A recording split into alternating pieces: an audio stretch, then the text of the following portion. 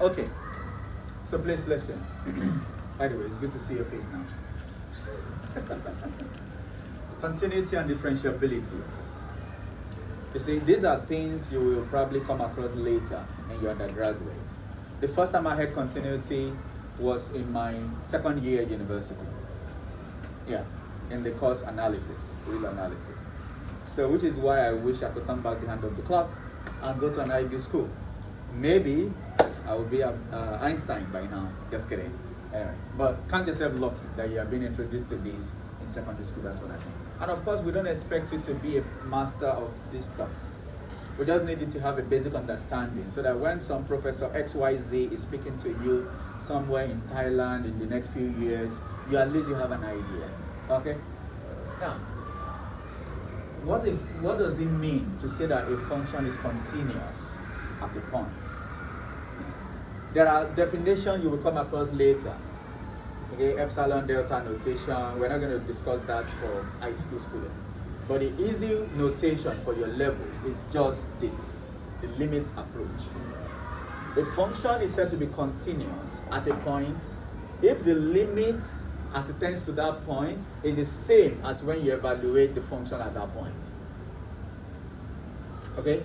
As x tends towards 3 from both sides, the function tends towards 4. And when you evaluate f of 3, you get the same 4. Then you say that function is continuous at that point. But if you're able to justify that for any arbitrary point x, continuity holds, then we say the function is continuous in the entire domain. Because any arbitrary point A could be anything. Do you understand my point? But in this case, we are focusing on a point. It is, see it in this way. Behind me. If you have, okay, if I try to find the limits at this point A, from the left, when I'm coming from the left, it's going to approach this point. When I'm coming from the right, it's going to approach this point. And f of A at this point is this y as well. Then we can say this curve is continuous at this point. Okay? But the idea of continuity for your own level is saying that there's no hole here. If there's a hole, well, at this point, yes, it's going to approach here, right? At this point, it's going to approach here. So if this point is f of A, no, not f of A. If this point on y-axis is some b, then you can say the limit from both sides approaches b. But f of A is not equal to b. Right? Because from this gap, the hole, from this hole now, it means f of A does not even exist. Then, even though the limit exists from both directions, this function is not continuous at this point. Can you get the idea now? So see that hole as the discontinuity, the point of discontinuity. I think we talked about discontinuity at the beginning, maybe 2 classes earlier. You can connect it now to continuity. Okay, so the simple definition is the limit, and of course you know this entails 2 things, the both-sided limit, okay? But we're not going to break it down. Once you say it's continuous, we already assume the 2-sided limit have been considered, and it is the same as f of A. That's one part. The second part, are we here now? Okay. The second part is something called left-hand and right-hand derivative. We talked about limits from above and below, right? In derivative, we talked about left-hand derivative and right-hand derivative. And it's defined as follows. Now, remember this notation without all this minus. This is simply the derivative of f at point A. And that's what you have just practiced also using first principle, right? You practiced this morning. Okay. But when you are talking about from below, if you find this limit from below, you are working out the left-hand derivative. If you find the limit as h approaches 0 from above, you are dealing with the right-hand derivative. So it's just the plus-minus difference. Okay, there's a reason I introduced this. You can read further also in your book.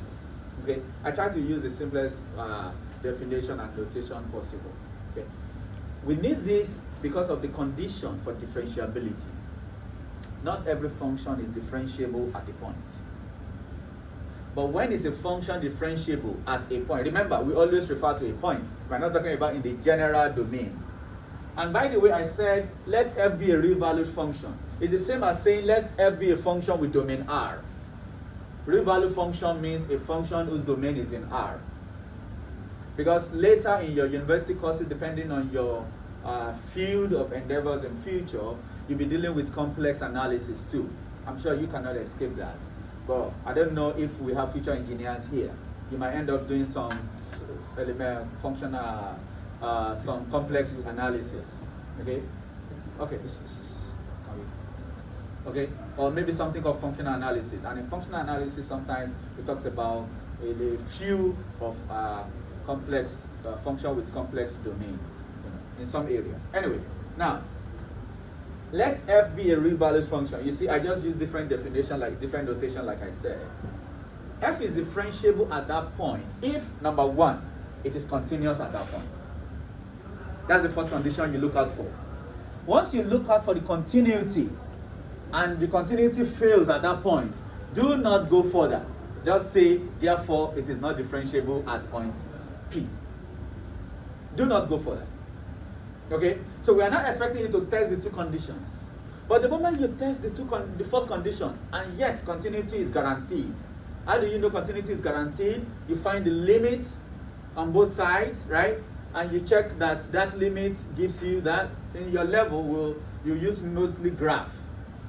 You look at the limit from both sides, it is this. You evaluate at that point, it is the same value. Then you can say the continuity is guaranteed. Okay? Now, the second thing you need to look out for, these two derivatives must exist and must be equal. Their existence, when you find the limit of 1 and you are getting infinity, despite all the manipulations that we have learned, direct substitution, you get 0 at the bottom, for example. You try to factorize, you still have infinity. You do so many things that we have done, you still don't get it. Even if one of them does not exist, it fails. The moment you get to a point where one of them fails, do not bother. Oh, since this limit fails, therefore it is not continuous at that point. It is not differentiable at that point. You don't have to check everything. Again, check continuity, check the left and right. If the left and right exists, and you discover they are not equal, then what is the point? Because the left and right may exist, but they may not be equal. I'll give you some scenarios. Okay? Now, that is the conditional differentiability. I just put it in another form here. So f is differentiable at the point if this limit is equal to this, which is the continuity we talked about. If these two exist and are equal. So this is the left-hand derivative being equal to the right-hand derivative. Do you understand? So it's the same thing. I've just written it in symbolic form. So the question I want to pose to you is this. Does continuity imply differentiability? Or is it the other way around? Or is it both directions? Raise your hand if you have an idea. Again, if a function is continuous, does it mean it is differentiable? Or if a function is differentiable, does it mean it is continuous? Or either way is fine. Raise your hand if you have an idea. I don't want chorus answer. I need you to think and tell me what you think. Then we can now justify it with a proof or counter-proof.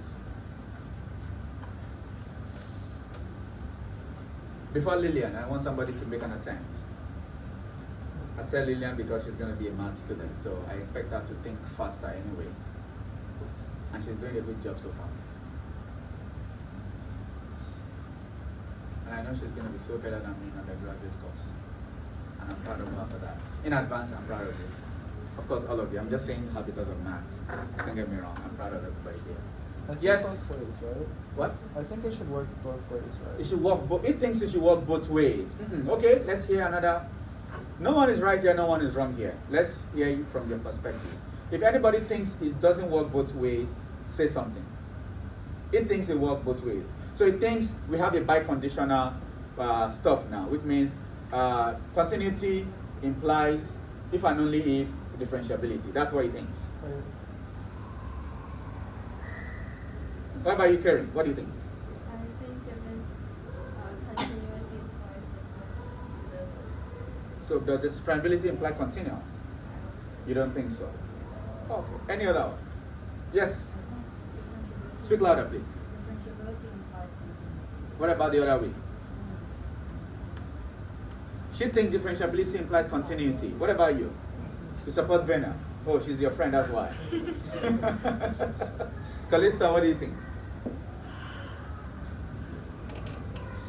Nice try. I'm loving this. Nice try.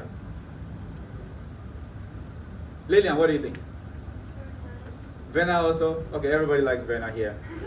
What did Ethan and Karen do to you guys? Okay, you have to support your neighbor. Okay, what do you think? I really like support fairness also. You have a very terrible neighbor, Karen. You need to kick her out. You see, it's trivia from the definition of differentiability. If it is differentiable, it must have gone through these two, which means it must be continuous. So differentiability automatically guarantees continuity. Do you understand? So that's where Vena is right. And of course, those are support Vena. Understand? If it is differentiable, then it is continuous from looking at this definition. So we're going to prove that if a function is differentiable, then it is continuous. And we're going to take a counter example of a function, one of your exercises, that is continuous, but not necessarily differentiable. So we can justify both, okay? So this is the question. So this is the answer to that question. You can write a few things now. Differentiability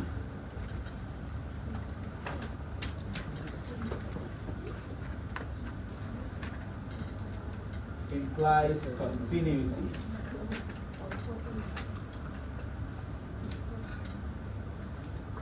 However, continuity does not imply differentiability.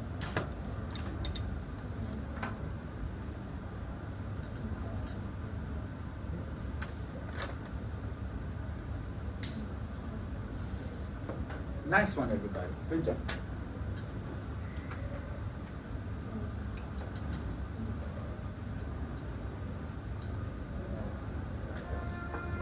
Oh, come on. Okay, maybe I prove this tomorrow. What? What if Mr. Lung comes around? It's okay. I don't know. He'll come. Hopeless.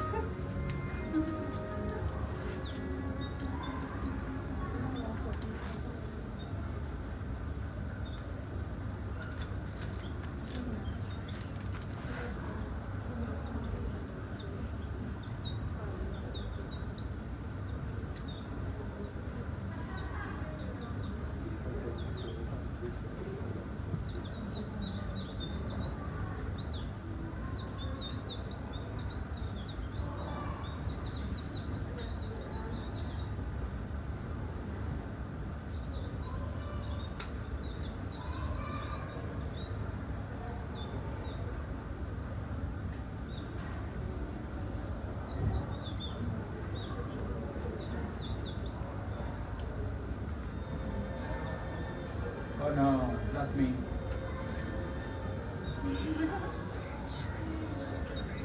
That shows I have beauty. Okay, listen, I'm just going to quickly explain this. Tomorrow is double lesson, right?